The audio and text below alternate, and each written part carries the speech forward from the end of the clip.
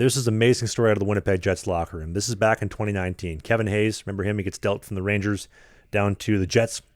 He settled in Winnipeg. They got him living at the Fairmont, Winnipeg. For whatever reason, I don't know why.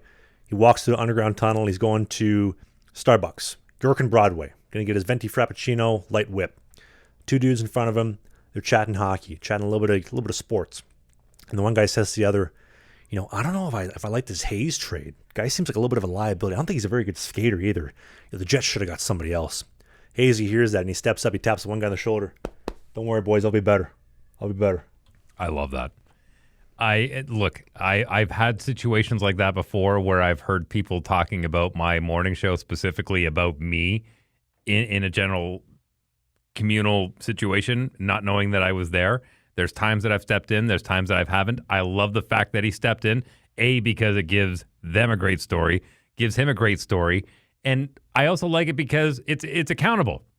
It's like, hey, no. He told me I was in line to get a coffee, and he told me he's going to step up. That puts pressure on the guy. I love it. I think it's great. It's no different than the Binnington story you told about him being in Rome or wherever he was, and he threw his rookie card, signed his rookie card, and throws it down the stairs going, someone's going to be a millionaire one day if they find that. I love the confidence. I think it's great. Imagine he steps up, taps the guy on the shoulder. I'll be better, boys. I promise. Goes -3 the next night. Well, again, you know what? It's no different than, we talked about the Moose is loose with Mikko Rantanen. The original Moose, Mark Messier, we will win Game 5 or Game 6 or whatever it was. He put his ass on the line, and he stepped up. I love the way that you motivate yourself by putting yourself on the line like that. I love it. I don't think there's anything better. And you know what? More often than not, people forget about the ones that didn't come through, and they blame it on a bunch of other things. But the guys that say it and win, those are memorable. I love rookie initiations from minor pro, college. There's always some good stuff that does come out of every single team, and there's a really good one that comes out of the Winnipeg Jets locker room. Now, to paint a little bit of context. So, for example, I remember in Watertown, one of the guys got me. So, we'd have all of our equipment in the stalls, have my helmet down.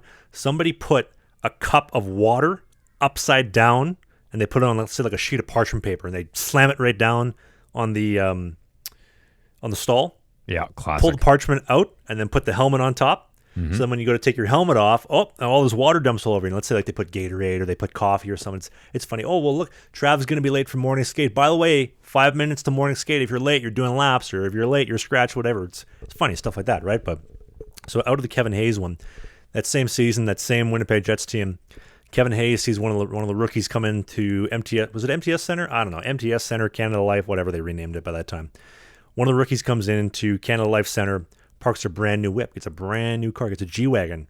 They have morning skate, and Hazy says to one of the equipment managers, he says, it'd be funny if we got that thing towed and parked it on the perimeter highway. Let's do that. They towed it, put it on the perimeter highway. That reminds me of I know you got one more, but I'll circumvent, and I'm not trying to one-up you, but it also happened in Winnipeg. No, please do. With the Winnipeg Blue Bombers, there was a friendly rivalry. I'm not even I'm going to mention their names, but one of them happens to be the CEO, the big boss of the hot sauce of the Blue Bombers right now, Wade Miller. God love him. Him and Troy Westwood, the old kicker, and I've told this story numerous times, so if you've heard this one, forgive me. But Troy Westwood had brought his vehicle in to get serviced, and Wade Miller knew not only that he was getting his car getting serviced, but he knew the dealership or the mechanic shop that he brought it into, and he said to them, he goes, "Hey, is there any way that you can wire his brake to his horn?" And they said, "Yeah." He said, "Can you do that for me?" So he pulls out, and the second he starts putting on his brake at every stoplight, whenever he has his brake hard on for a stop,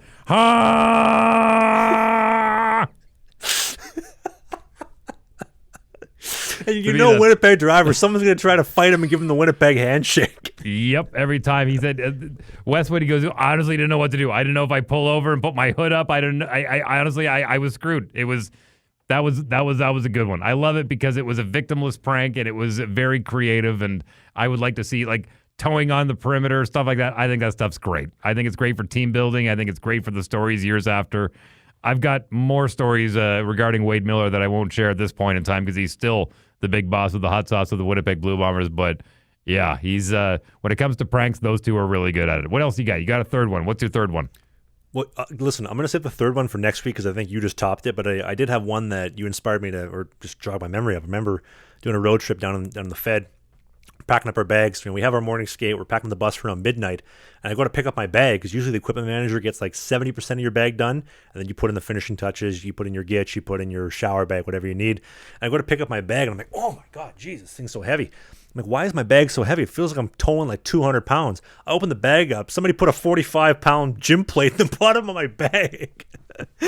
I hate that.